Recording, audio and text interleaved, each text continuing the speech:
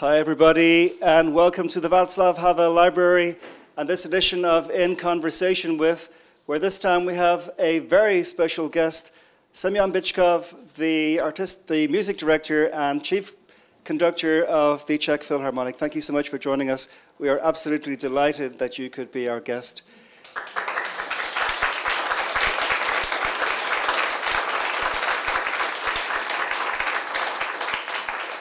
Earlier this week, of course, you conducted at the opening of the Prague Spring Music Festival. The reviews that I've seen have been positive. What was your experience like? It was very joyful. A few days earlier, I was asked a question by a journalist who said, how does it feel to be conducting Mavlast at the Prague Spring? And I started thinking before I answered, and I said, there has to be two answers to this one question. The first answer will be is that it's another concert. And the lady is looking at me absolutely without any idea, because it doesn't sound so special when you say it's another concert. And I explained, I said, well, you know, every time we go on stage, whether it is in Prague or in Vienna or in London, or in a very small town where people have a rare opportunity to experience live musical performance, we will still give everything we have in us, because the music is the same, and our responsibilities to the music we play and to the audiences that come to hear us. So in that sense, it doesn't make any difference whether it happens here or there. Then, of course, there has to be a second answer to the same question, and the answer is that yes, there is a concert and there is a concert. And of course, the occasion, the event of the festival, the event of opening this 80th edition of the festival, and doing so with the iconic piece of the Czech music, which is Mavlast, it brings a very special palpitations of the heart, for reasons that are not only musical, because all of us recognize that by playing Mavlast here, we are touching God, and one doesn't touch gods. But there is also another connotation to it, which is the name of the festival, Prague Spring. And as I was thinking of that, my thoughts took me to 1946, which was the first year of the festival when it was created. And what was it like? I was not yet born, but I can imagine that 1 year earlier, a great war came to an end. So 1 year is a short time in a sense that people will still mourning those who did not live to see the end of it and who had to go through the torture of that war. The world had to rebuild itself because it was in ruins. And there were these enlightened personalities here in Prague, Raphael Kubelik and others on the cultural scene, who dreamt a festival, because festival means a special immersion into spirituality. And they had this amazing idea of calling it Prague Spring. They could have called it Prague Music Festival, it would still be good enough. But they called it Prague Spring. And then, of course, come associations with what spring represents to all of us. And I think it represents renewal, rebirth, rejuvenation, and hope. Hope that the dreams would come true. What are the dreams at that time as today? The main dream is that tomorrow will be better than today. And as long as the dream doesn't come true, there must be a hope that will keep us going. And so I think that decision to name the festival Prague Spring was incredibly symbolic, incredibly enlightened, and so it is going on. So that's what I mean when I say it brings the palpitations of the heart. And given that the same piece is played every year, of course, at the opening of the Prague Spring, Is it possible for you to block out all the earlier renditions, including your own, or do you think about them, or are you able to get influences or possible influences out of your mind? You know, first of all, I haven't heard any of those performances you just referred to. I wasn't even here. I did actually have one experience of watching a truly legendary performance of Mavlas that stays with me, will stay for the rest of my life. And that is Rafael Kubelik conducting Mavlas in 1990. 1990 is the first festival after the Velvet Revolution. And it is the first return of Kubelik to his native country. So there was so much symbolism. And there is a video of that performance, and the atmosphere is indescribable. Václav Havel, with his wife, are in the audience. And the whole thing is so electric that I have to say, when I think of it, my hair stops curling, just goes up. So that one really engraved forever. Of course, as any masterpiece, which Mavlas is, it will have enormous amount of performances and recordings as well by today. And all of us are interested in them. But in the end, you see, we're interpreters. And interpreting means that you are serving the work of art which is created by someone who has this very supreme gift.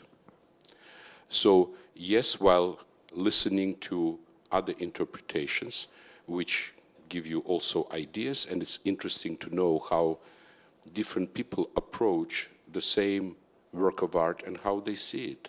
It's true to theater, it's true to literature, it's true to any form of art. But in the end, one has to find one's own way of interpreting a particular piece of music, in this case Mavlas, and that way can only come from studying the score, because that is the original document.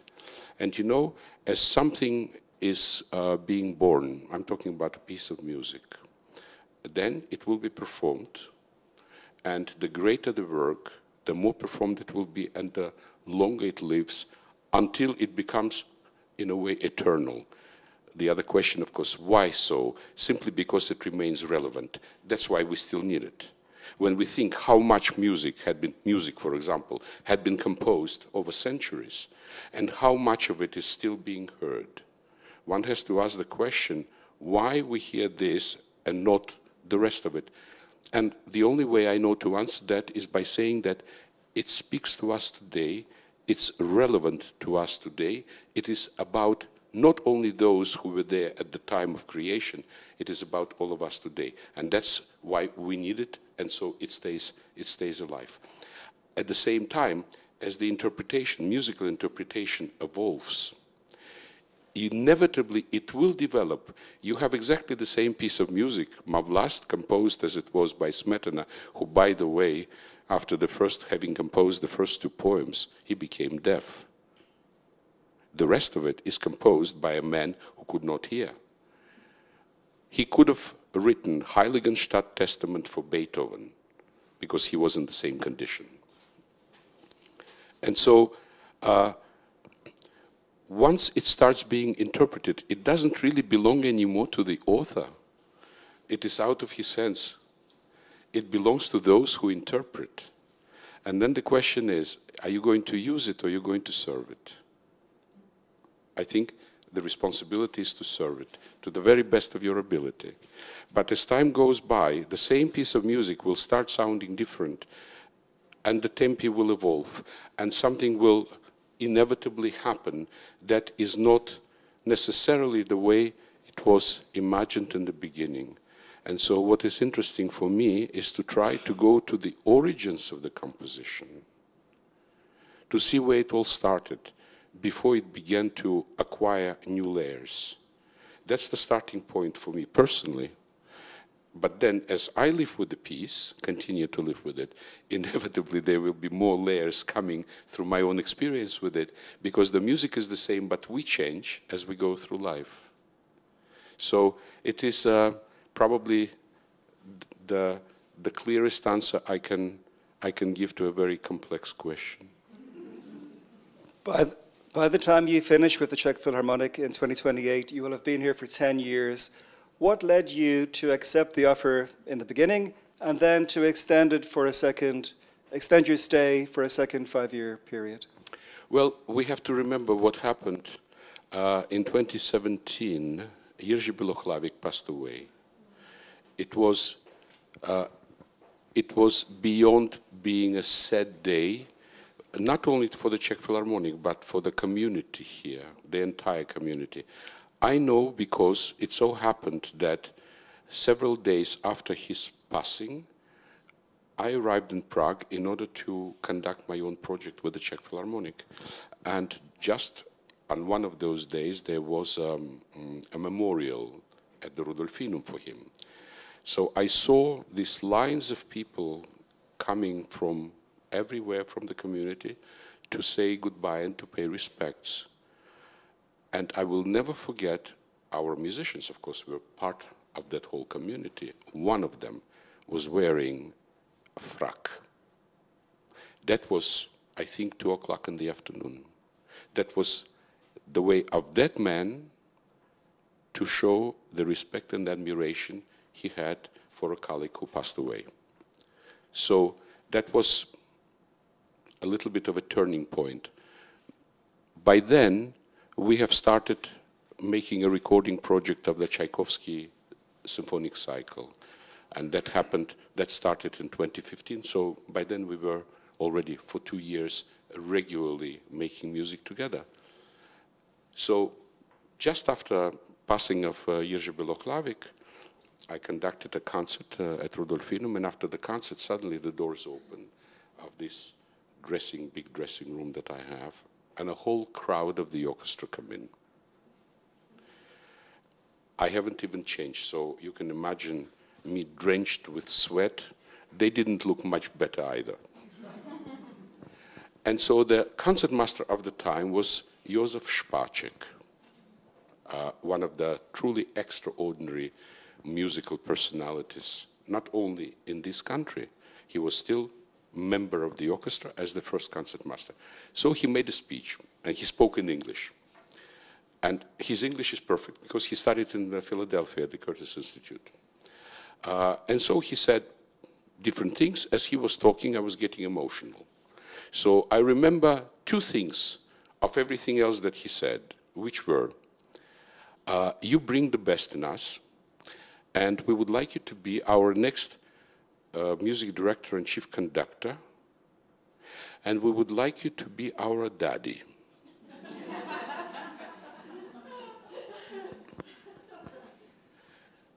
We are in 2017. 7 years earlier, I have left WDR Orchestra in Cologne, which I led for 13 years, and I wanted to be entirely free of any responsibilities other than just making music. So 7 years, I was leading that life that one calls being a freelance conductor. And here they come, and they ask you. And you know, it was incredibly touching to hear them electing me unanimously, asking me to be the next music director, and knowing the history and the tradition and the legend of the Czech Philharmonic. That means so much. All of that is true. It's incredibly flattering. All of it is true. But when he said, we want you to be our daddy, that's what broke my resolve, because I said, how can you refuse 124 orphans?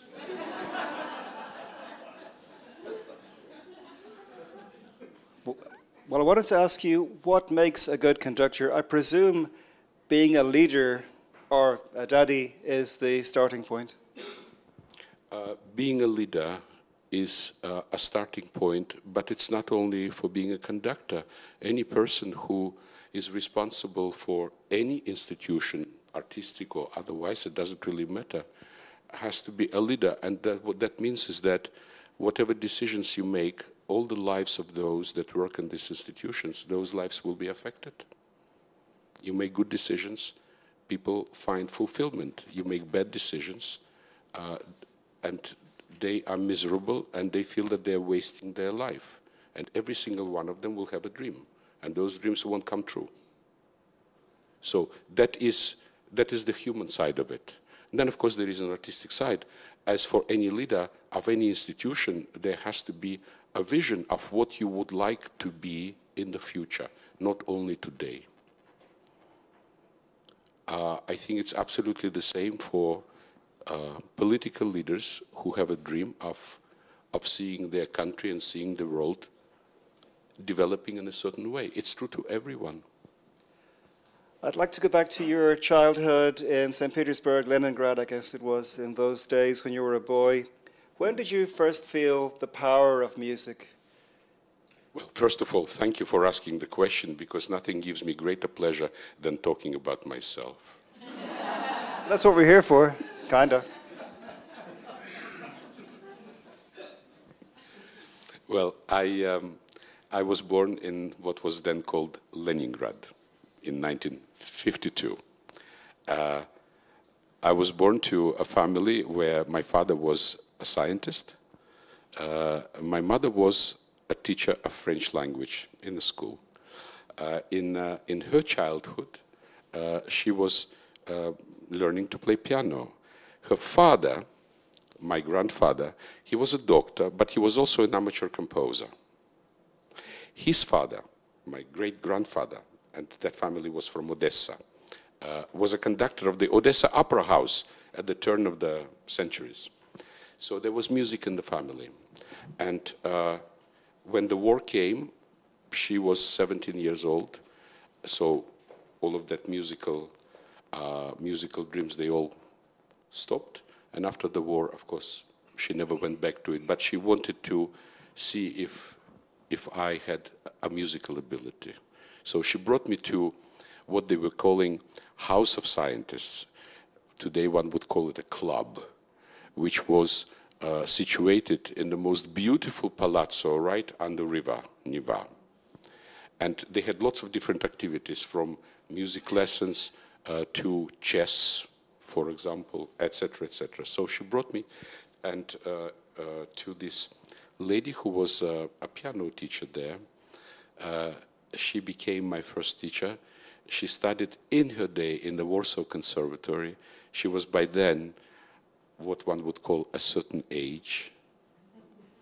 And she immediately looked at me and said, "Oh, Pushkin is here," because I had curly hair.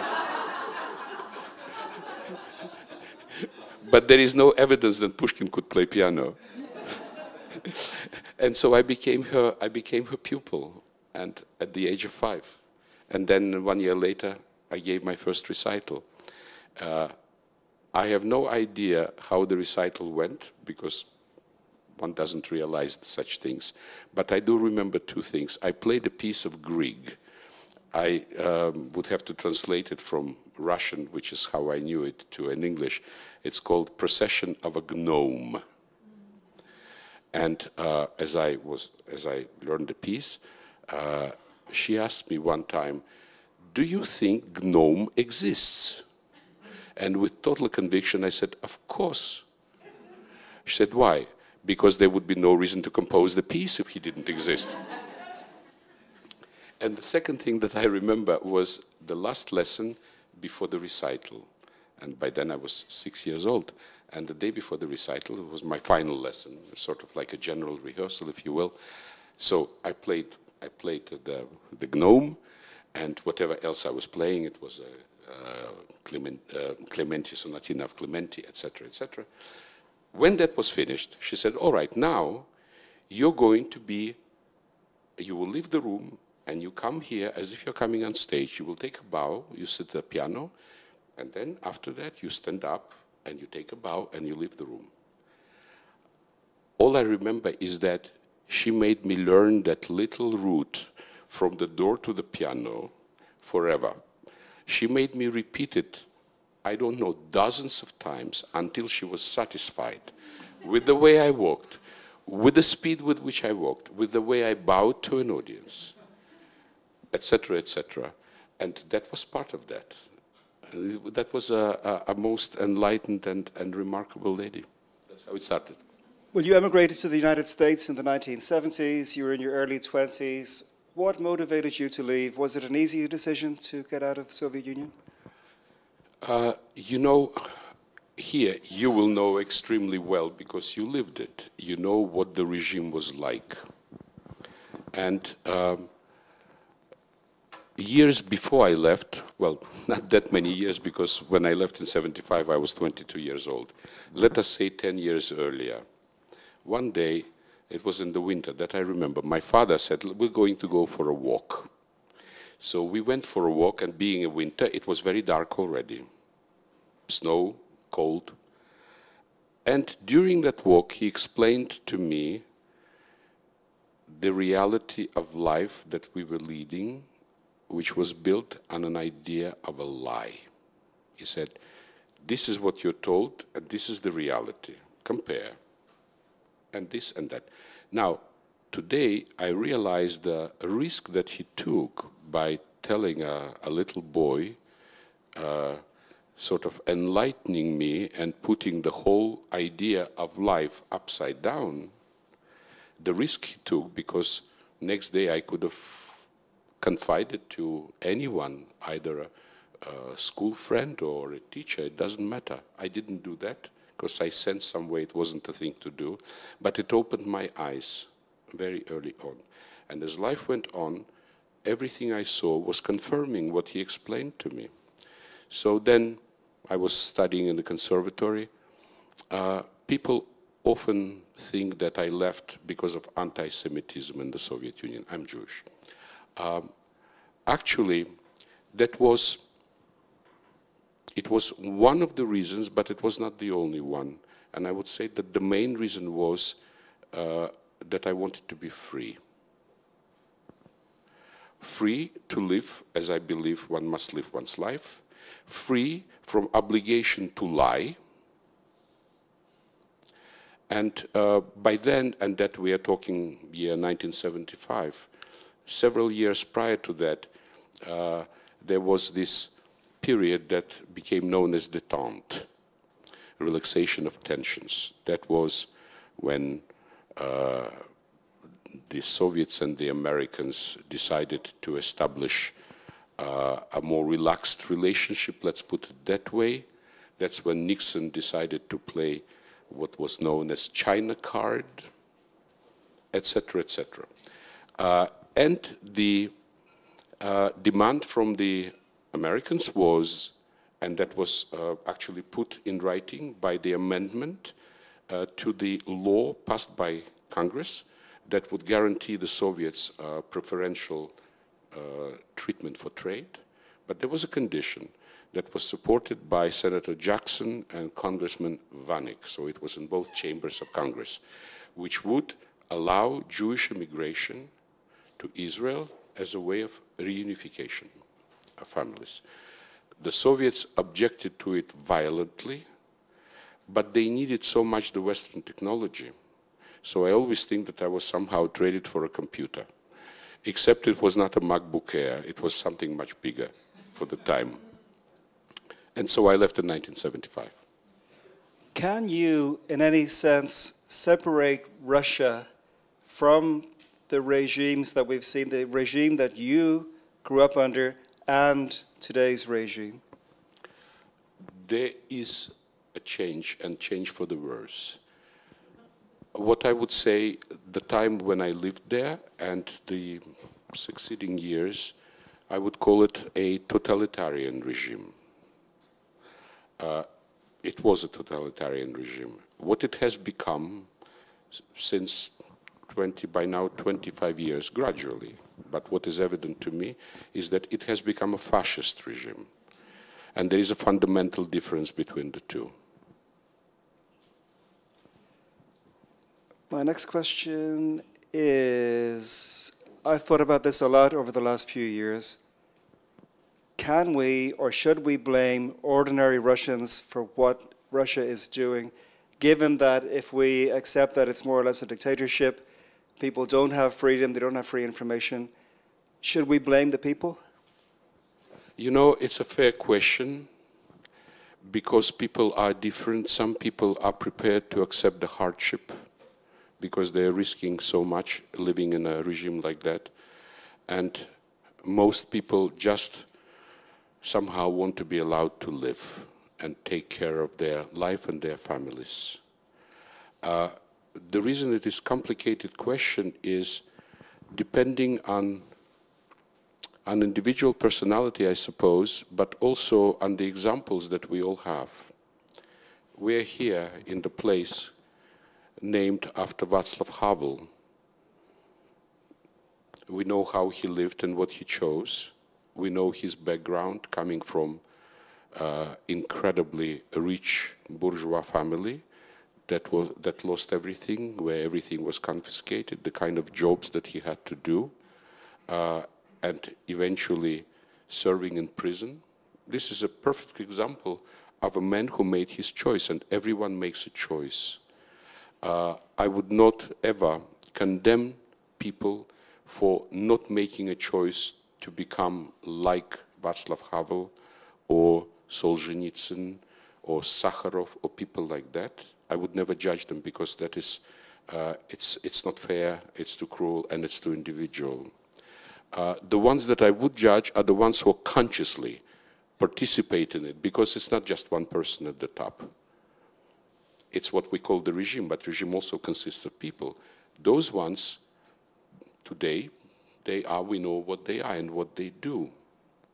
So there can be, for me, cannot be a simple question where 100% a nation would be, I mean, all of the people would be condemned or not. I think it's much more complex and multi-layered than a simplistic answer would give. When you emigrated, you found refuge in America.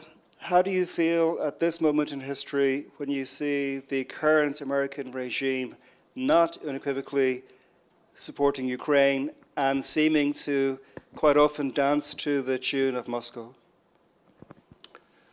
I'm heartbroken. You know, there is a saying in America, in the political establishment, which is, one hears it quite often: we are the world's greatest democracy. It's like a formula. When I first heard it, and when I heard it again and again, I said to myself, how do you define the world's greatest democracy? By the size of population, we are not the biggest. By the quality of democracy, well, either it's democratic or it's not. So what would make it the world's greatest democracy? No one was ever able to explain this to me. But it is true that for, I don't know, more than a century now, America had been viewed by the world as that sort of island of opportunity and hope. The expression American dream was born from the fact that many people who came from everywhere because they had to survive, they found a way, and that's when their dreams came true, and also for their children. And that's been there for as long as the country actually exists. And to see it today, one of the things which I find deeply upsetting is complete disregard to so many values that are dear to all of us, and complete lack of any culture and interest in culture, because culture carries values with it. And through culture and with the spirituality come, for example, compassion and empathy. When everything is reduced to making deals, there's nothing wrong with making deals, but when everything is defined by the idea, this famous expression, America first, that means everybody else is second or last. Why? I think it contradicts what we came to believe, that those who are bigger and stronger still require empathy and understanding and tolerance and compassion for those who are smaller and weaker. because that is not about spirit, it's about the size and the military power and economics as well. And that's why I'm saying that I am heartbroken about it. Thank you very much. Let's open this up to the audience. If anybody has any questions, I presume we have a microphone at the back. If anybody has a question, could you please raise your hand? Anybody? Yes, in the second last row, Peter Brod. Thank you. Good evening, Maestro. Good evening. I listened to your concert on Monday on radio, on Czech radio, public radio, and they had their own expert commenting after the performance. And he was asked how he valued or how he interpreted your interpretation, and he said, well, it was very much in the traditional vein, but there were moments when Maestro Bychkov disregarded the efforts of some of his predecessors to hide the dissonances in the score.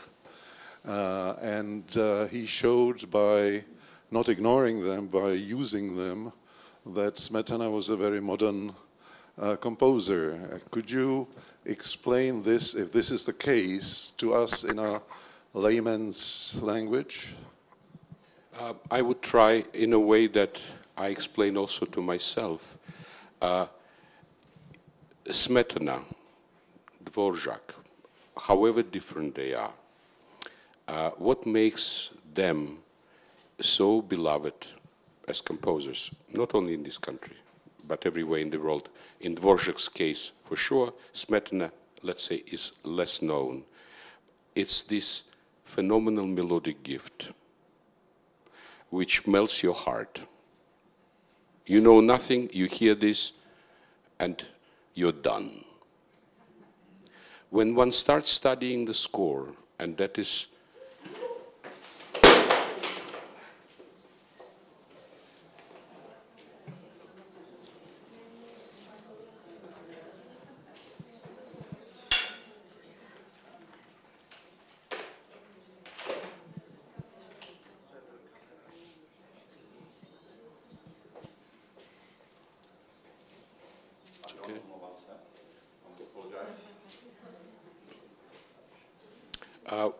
when I start studying the score, all those melodies I'm talking about, imagine it's like a surface. And what is under the surface is all the other voices. Rhythmic, harmonic, and what we call polyphony, which means that polyphony means that there is more than just melody on the surface, there are melodies inside. That's what makes music so phenomenally interesting of somebody like Johann Sebastian Bach. Mozart, that we think of this extraordinary melodic gift, when one looks under the melodies, one sees you take one part of played by a viola section and it makes a melody of its own. And those melodies, they blend and they live together. And that's what makes it so rich and so interesting. So imagine a lake. When the lake is polluted, what do we see? We see the surface of it. When it's pure, we see every tiny little fish swimming at the bottom, as well as at the surface. We see the complexity of that world of the lake, everything that inhabits it. Music is absolutely the same. And the greater the piece of music, the more of that complexity of what I would call polyphony it offers. And so, my job as an interpreter actually is to reveal the score to those who listen to it. If I'm successful, people will realize, there is more than just a melody. There are dissonances here, which I have not noticed because the orchestra needs to be so, imagine it's 100 people making music at the same time, like 100 people talking at the same time. It has to be organic and it has to be balanced. At every given time, somebody is leading the way, others supporting, but it keeps shifting all the time, from one voice to another. And after that, you know, people who describe an interpretation, what is their opinion based on? It's based on their listening experience. It's based on the recordings they heard and the concerts they attended. It's based on their love of music, this particular music, as they perceive it. And since it is something that is iconic in this country, it is, you would say that it is in mother, it came with the mother's milk. One is born into it. And that is beautiful. But how many people actually will open that book that we call a score, partitur, and study everything that's in it? Very few will. And that will explain why somebody will describe this performance, for example, on Monday, or any other, and saying, the tempo was too slow here. But then, literally 1 minute later, you will read somebody saying, oh, it's a very quick tempo. How come the reaction of those people who witness a taken performance would be so often radically opposed? And the answer, I think, is very simple. Everyone hears and receives it the way they expect it to be. And the expectation will be built on previous experiences. That's probably the best way I can explain the reaction. Thank you very much. Any other questions from the audience? Yes, in this row here. Thank you. Yes, good evening. Thank you for tremendous performances. I've heard you conduct Shtokovich, the Five, and the Cello Concerto, and so on, and great experiences. I'm curious, in the light of what you said before about the Russian regime, the turn from totalitarianism to fascism, if your interpretation of Shostakovich's pieces has in any way changed, if you read them in another way today than you did, I don't know, 2 or 10 years ago? And the second question is sort of linked to that. It's the whole question of, which might be passé, but anyways, the cancel culture discussion, what your attitude is to the take that Russian classics, in a way, are instrumentalized by the Kremlin. Thank you.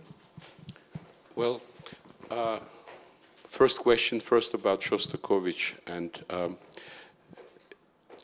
it's very interesting that the music that all of us interpret remains always the same.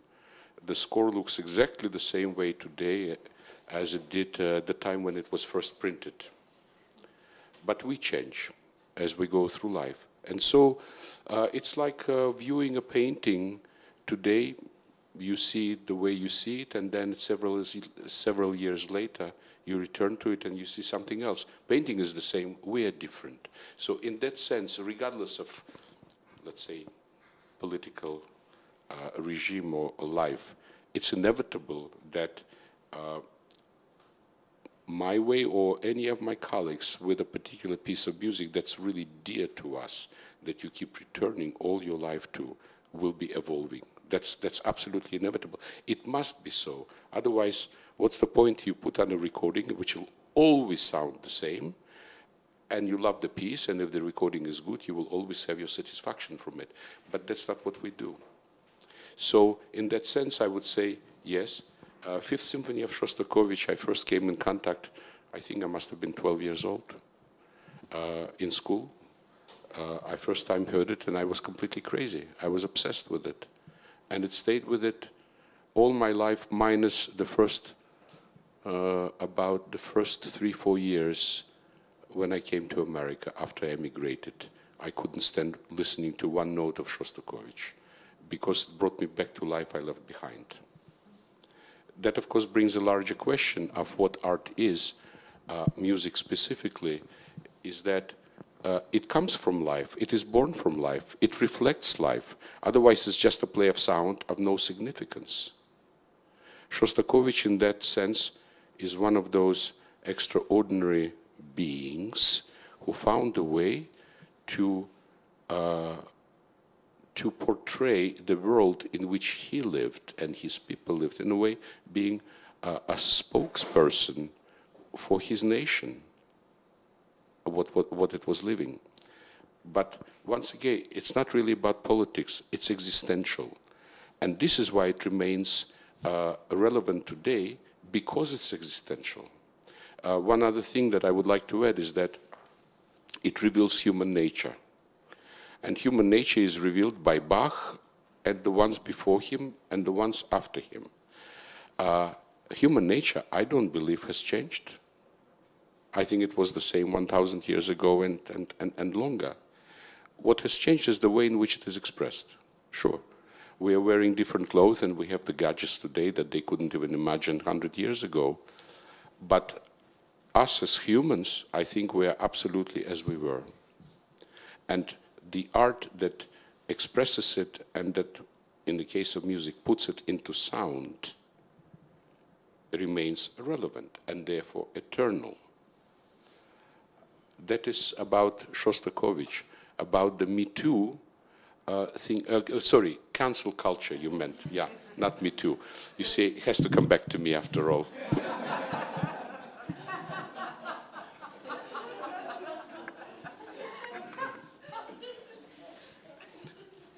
Cancel culture is a very dangerous thing, I find, because we are unable, as society, we are unable to distinguish the actions of very different people.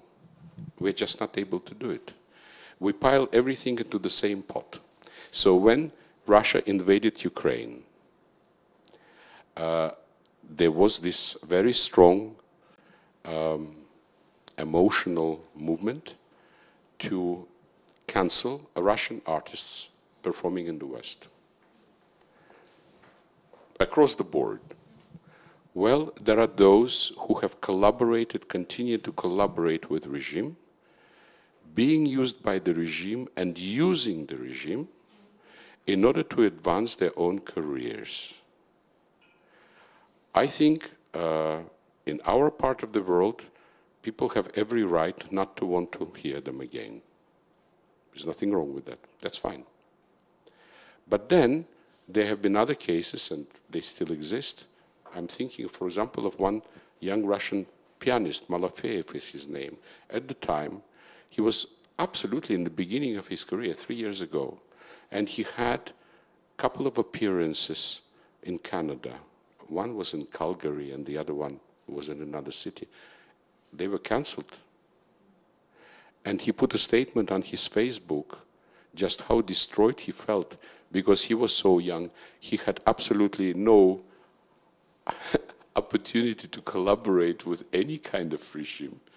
He was literally out of conservatory.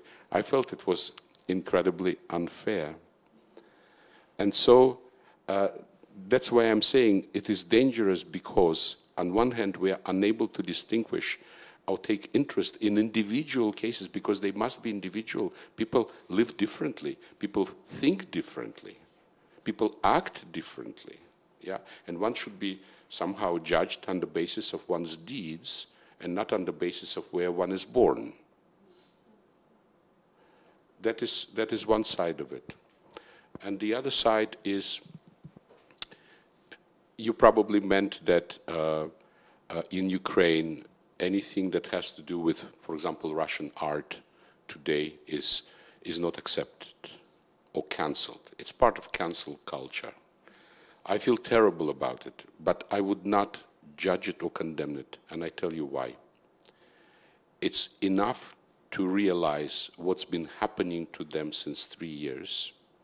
Actually, not to the same extent, but earlier on, when Crimea was taken, when Donbass was taken, and the atrocities that have been going on since 3 years, where those people who had been introduced to the filmed images of what happened became violently sick by seeing that, and it's happening in our time. So for them, anything that's identified with what's being done to them is not acceptable, and that must be respected. You know, in Israel, the music of Wagner is not performed. And people argue about it. There have been some attempts to perform Wagner. You can listen to it on the radio, okay. But I'm talking about in a concert live, in live performances. And the answer that makes sense to me is that as long as those who have survived the Holocaust are still living, just out of respect for them, we will not play it now. And agree or disagree, but then everybody has the right to listen to a recording, go and in another country experience this music if it is important to them, and that's fine. I think it just has to do with compassion and understanding of how other people feel. Thank you. Any more questions from the audience?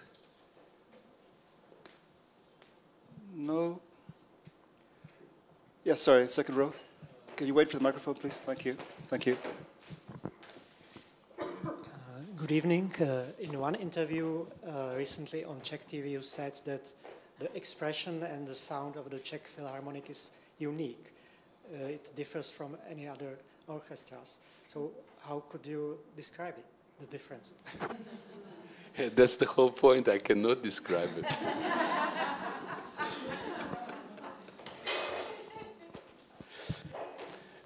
Well, you know, maybe there are, of course, there are words one can use to say, oh, it is such a deep, singing, beautiful string sound.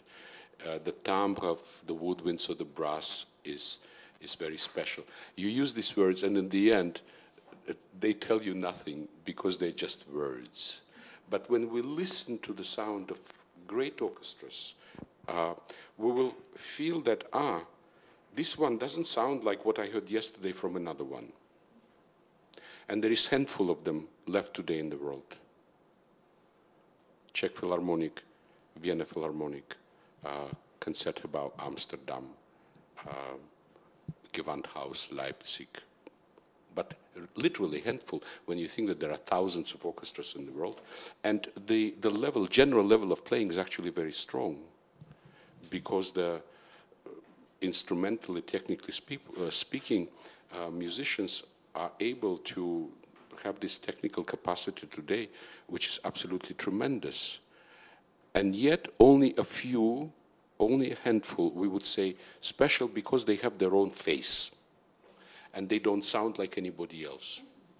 In that sense, I have to say that I'm very touched when I hear my orchestra play, simply because I hear that identity, that individual face. And I think this is what it means to belong to the elite. I will never ever say that we are better than the others, because that would be very stupid. In art, you don't have number one and number two. It doesn't exist, you know, as it would in sport.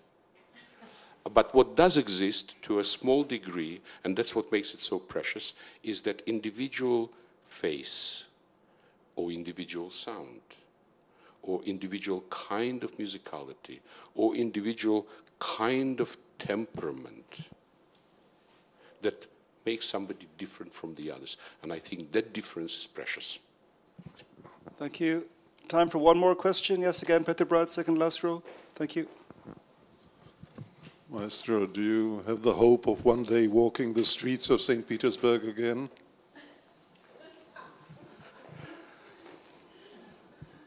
I'm afraid I will not. I broke up with the country 3 times in my life. First, 1975. Second time when Crimea was invaded. And the third time when Ukraine was attacked.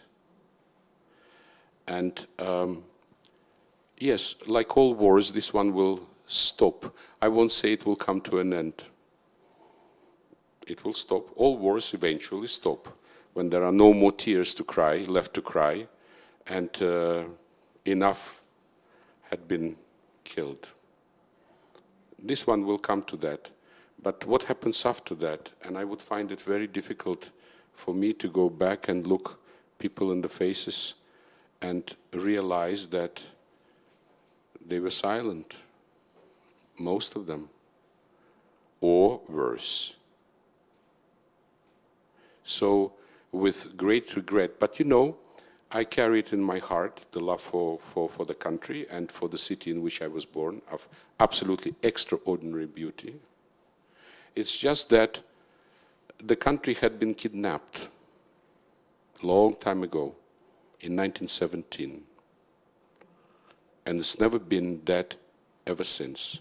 And this is why it lives in the past. It rejoices at what it imagines its achievements were, but in the past. It's very sad, because the country has everything to be prosperous, from territory to the resources to the human talent, which is absolutely extraordinary. But I guess the destiny is such that it is not able or willing to realize the potential that it has. And as long as it is governed, I'm not just talking about Mr. Putin, I'm talking about the entire establishment that governs people's lives. I'm afraid I don't have reasons to be optimistic. I think I'm quite realistic. On a lighter note, what's your relationship to Prague after spending so much time here? Do you want an honest answer or a diplomatic answer? I think I'll go for the honest. Well, that is one question that can only have one answer. You know, am I going to tell you how beautiful it is? But I can't, because you live here. Some of you, maybe all of you, are born here. And when something is in front of us all the time, we know it, but we don't really think much, because it's ours. We know it better. It's absolutely the same as it happens in people who live in the ugliest of cities. Because they see ugliness every day, they don't think of it anymore as ugly. And a lot of the time, the warmest people, I'm talking about temperament, live in the ugliest of the cities. And I have some in mind, but I won't mention them because I don't want to upset anyone. You know, but the beauty of Prague is, it's like the festival, Prague Spring. It's the city of soft beauty. That's what I like so much. It's a soft beauty. So, lucky you.